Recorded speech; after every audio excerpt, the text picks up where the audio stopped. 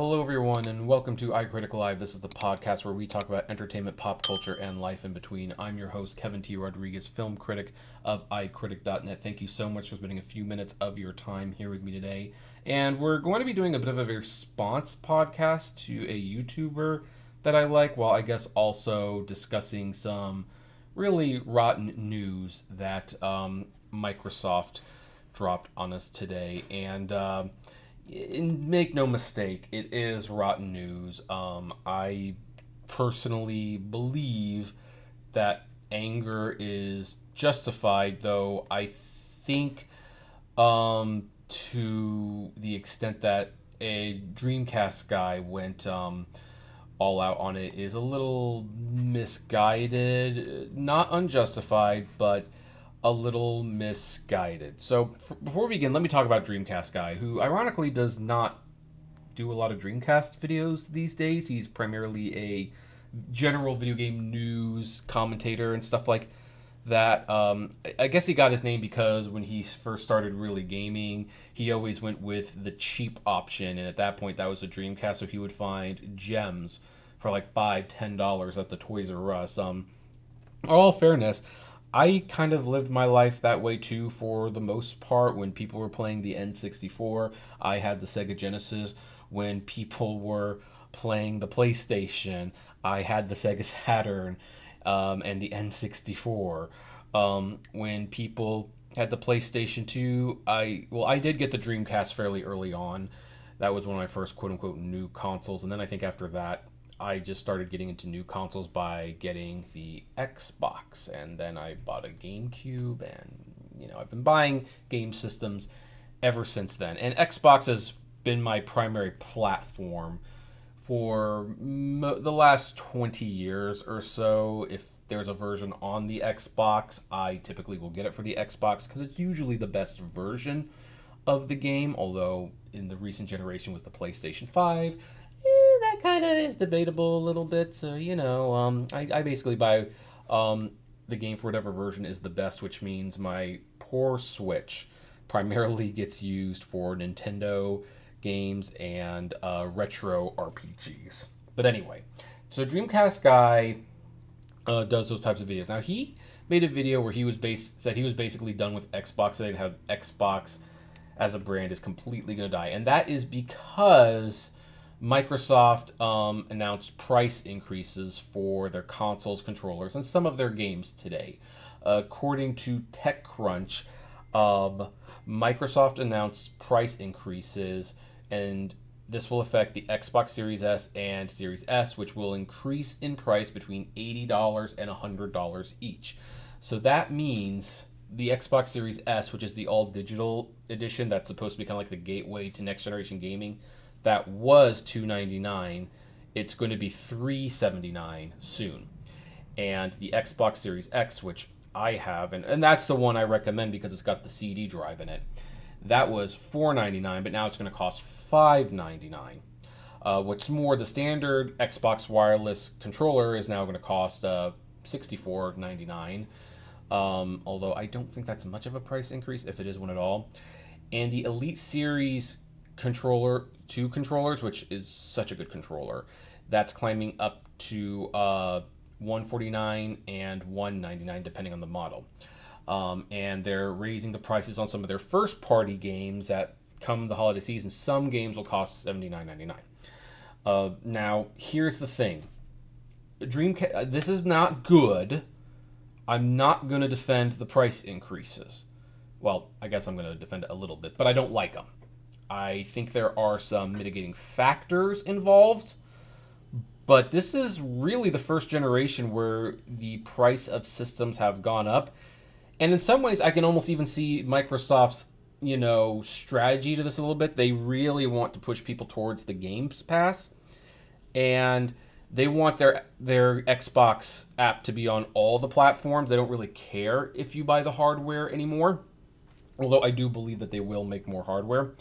And I believe this is one of the things to make the Game Pass look more attractive, because you'll notice they did not include a price increase for the Xbox Game Pass. But here's the thing. I think Microsoft doing this, while it is bad, It's not because they hate gamers. It's not because they're trying to milk this until the udders fall off. I think Dreamcast Guy is taking this super personally because it's Microsoft. And he made a point like Microsoft made this many billions of dollars in profits. You think they can afford to take a hit in this department? And that is definitely a very bad way to look at things like this. Because here's the thing. Yes, some companies do make enough money that they could take the hit on certain things. But the thing is, unless they have like a long-term plan for it, there is really no reason to be in a business if it doesn't make money. So and considering the Xbox has almost never made money, it's kind of amazing that Microsoft is still working with the brand because it has never really made money. This is well documented. Like, I think they made a little bit of money during the 360 generation, but they've lost money on the original Xbox. They lost it on Xbox One. They've lost it on Series X. I mean, their goal for Xbox Game Pass was like 100 million subscribers. They've got about 20 million or so if Dreamcast Guy is to be believed. That is, as they say, not great. They're definitely well behind on their target, but they're sticking with it. And if them raising the prices means that they stick with the games a little bit more, then okay, I begrudgingly accept that. Now, I am a penny pincher. It's not like I'm getting paid more money or things like that. This much is true. And to be honest, like now, I probably really will not get rid of the Game Pass because Microsoft games come to the Xbox Game Pass. Of course, I'm going to use the Xbox Game Pass to buy these games. I mean, I primarily use it for Disney Dreamscape Valley. But, you know, I've also been playing South Park, The Fractured But Whole, and the Spyro game trilogy, which I'd never bought before, but now I can play as part of the subscription. So it kind of makes sense that Microsoft might kind of be okay by raising the prices on some of these things because they want to kind of push you in that direction. But there's other factors in here that Dreamcast Guy does not address in this video. Primarily the fact that Nintendo basically started this first. They're the ones who decided, hey, we are going to charge $80 for Mario Kart. Because they know they can, and they know they can get away with it. And then we're not going to give you the little demo thing that shows you what the Switch 2 can do. We're going to charge you $10 for that. Which, you know, considering, you know, PlayStation gave away the Astro Bot Playroom for free, I mean, I think Nintendo can do that for here. But they've got Doug Bowser as the American president now, and he used to work at EA Games, so nickel and diming is kind of in his wheelhouse. But Nintendo raised the prices of their controllers and things like that. Now, Nintendo did that, and we don't want to get political, but Nintendo actually delayed the pre-orders for the Switch 2, of which I was able to get a pre-order of the Switch 2, thank goodness. But they raised the prices on like many of their accessories and stuff. And they, by the way, kind of let you know, like, yeah, the system's not going up in price now, but it might go up in price at some point. Now, I don't recall Dreamcast Guy saying Nintendo hates gamers. He had some choice words, I remember, but he didn't say, oh, Nintendo just hates the gamers. Never mind that Nintendo has a surplus of money.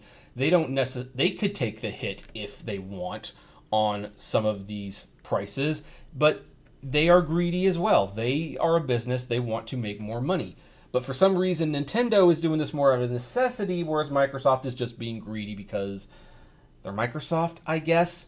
And Microsoft did not provide really any information behind the price increases, but said that the choice was made with careful consideration given market conditions and the rising cost of development. And by the way, this is likely a reference to President Donald Trump's little tariff war, and I am not going to get into that right now. That is, as they say, a topic that is well above my pay grade. But the simple matter is tariffs are basically a tax on things. Now, the idea is, of course, to try to get manufacturing back in America. That's not going to happen for everything. And video game parts and stuff are being affected by it, and that's, I think, why the prices are going up. That's why I think after the pre-orders end with Nintendo Switch 2, I expect the Switch 2 is going to cost more money, probably $5 or $5.50 come the holiday season. Will DreamcastGuy be saying that Nintendo hates gamers at that point? Well, I would like to know if he does, because that would be interesting. I mean, I just don't see him accusing Nintendo and Sony of hating gamers, where he has always had a little bit of an issue with Microsoft. And granted, Microsoft is the easiest to dislike. They're the big conglomerate. They're the biggest one, obviously. But I think that, yeah, Microsoft is looking... I think they looked at what Nintendo did and said, well, look, if Nintendo can get away with some $80 games, we can get away with $80 games. We knew that this was going to happen. That's why no one liked the fact that Nintendo is setting this standard. And look, Nintendo raised the prices of their controllers, so why shouldn't Microsoft? And by the way, spoiler alert, Sony is going to do the same thing, especially since, from a technical level, I think the PlayStation 5 controller is the most complicated out of all of them. So, but I do agree with DreamcastGuy on a few issues. First of all, I do believe that, especially when it comes to the games, they don't need to be raising the prices for the games. I do agree that there is a fear that gaming is not becoming affordable. And I do not think this is going to be the end of the Xbox brand. It's not going to be the end of the Nintendo brand. But we probably are going to be seeing a video game crash sooner rather than later because of many of these decisions. Heck, I would not be surprised if a lot of the Switch 2 games that are key cards, which I think we've talked about on this podcast before, but basically they don't have the game on it, they just bring you to a site to download it. I think those are going to sell overall pretty terribly, and that means that the game companies are going to have two choices: either not release games for the Switch 2, or they're going to have to pay Nintendo the exorbitant fees for the cartridge-based game cards to put the game on it, but then they're going to charge the consumer more money.